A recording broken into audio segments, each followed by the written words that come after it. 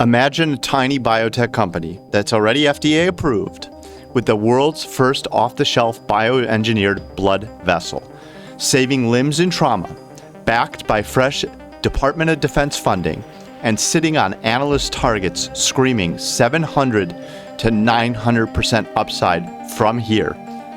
But here's the brutal truth. The stocks crashed over 75% in the last year. Revenue is still tiny. Cash burn is relentless. It's a biotech. And safety concerns like thrombosis could derail everything. Is HUMA the next biotech moonshot, or just another high-risk gamble that's already bleeding out? Stick around, because today I'm going to break down the real opportunities and the massive risks that you have to go through in every biotech before you make an investment decision. And we start right now. So one of my subscribers turned me on to Humacyte. I think it's a really interesting stock, and there's going to be pros and cons that I present to myself and all of you. I do this because I also want to find new gems out there, right? And I don't know every stock in the universe. People give me ideas. What I can do myself is I can do all the due diligence. Those skills I have. So I'm going to take you through a little bit of a due diligence today. And to me, what this looks like, I'm going to macro summary for all of you right now. It looks like it's bleeding out. We got some insiders selling. We also have some dilutive stock equity raises here that pushes the price down. That's just my guess. But let's get into it. I'm not really going to cover this stuff because it's useless right here. But this is important, 200 million. So keep that number in mind. IBRX is 7 billion. That's the market giving you confirmation that IBRX is for real. 200 million is very risky. 7 billion is not. Okay, so let's just keep that information. I'm going to update my spreadsheet here because it went down from 250 to 200. But this is my spreadsheet, and I am going to go through the pros and the cons. One of the pros is that Humacyte's Symvess is the first and only FDA-approved human-derived bioengineered blood vessel for extremity vascular trauma. So what this is this treats battlefield trauma within the vascular system. First and only, I like to see that. That's a differentiator. When you're talking about value, you have to find a differentiator, and that's a differentiator, folks, first and only. So when you're in the hyper-competitive biotech field, you should be first and you should be only. IBRX is first and only, and it has patents up to, I believe, 2035. That's why I like it. And it's a cancer cure. This is showing 100% survival, 0 amputations, and 0 infections. So we can't have those, right? We have to 0 amputations, 0 infections, and it's potentially disrupting a multi-billion-dollar market in regenerative medicine. So for that, I give it a very moderate greed score of 7 out of 10 because first and only, that's huge.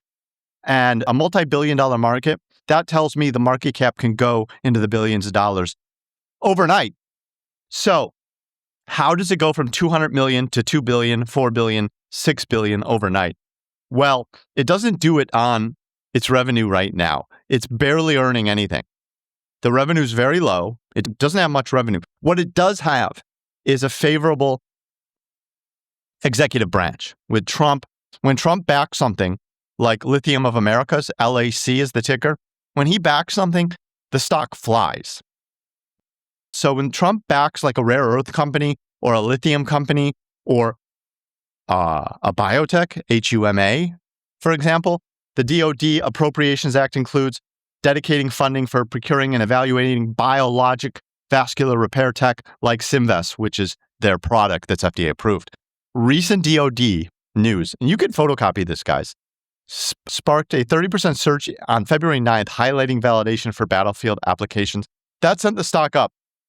Now, where I get very greedy is if the DoD or Trump says, we are backing this, we are putting money to this to develop it.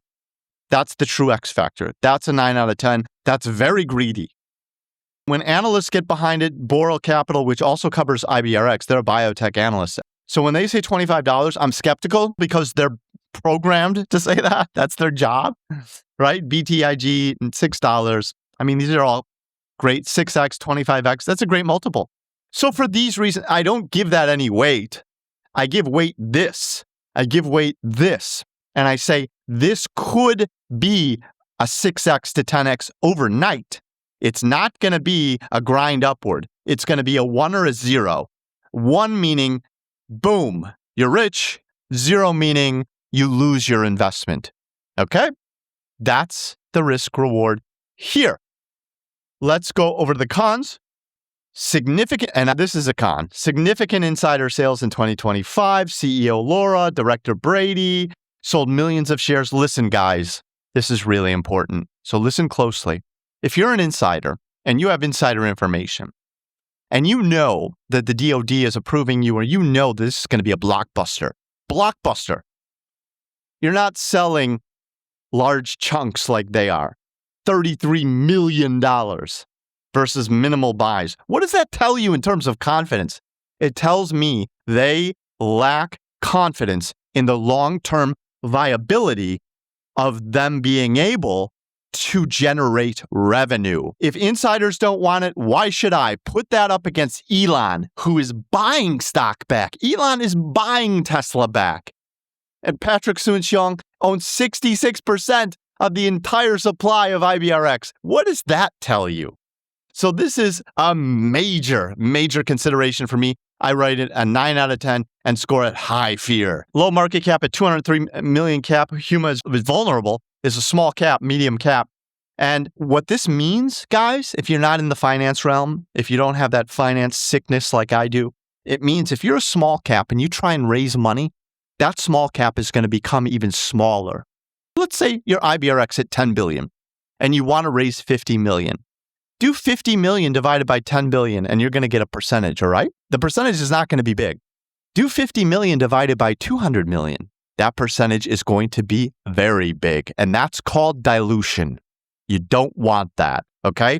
So when you get a high cap, biotech like IBRX, they can afford to dilute a little bit, to raise money, to keep operations going smoothly. These guys cannot, okay? So my summary is this is a true 0 or 1 play. You guys can screenshot this if you want. There you go. This is a true 0 or 1 play. Defense contracts make it very lucrative with FDA positive positioning. However, dilution to just stay alive and funding is a real threat. Plus, insiders are cashing out. So, I'm going to put only money I'm willing to lose, whatever that is to me. I have a number in my mind. Whatever that is to you, you have your number in mind. And we say, goodbye, money, and we forget about it. We don't we don't track its movements every day. We put $5, $100, $1,000 into this stock, and I forget about it. And that's that. Because it does have that 26x capability, but it also has that capability to go to 0.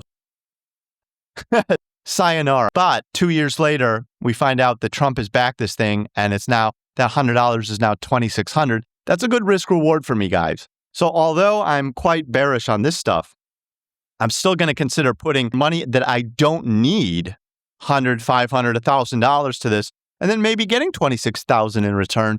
But I'm not going to expect that. You understand where I'm coming from here? So if you like this video and content like this, like, subscribe, and comment below. Those comments really help the algorithm. Together, we will gain traction together, but we comment, we like, and we sub to get there.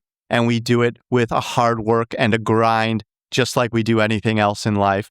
Thank you very much for enduring and listening to this. I'm happy if you made it to the end. God bless, and stay safe out there in biotech land.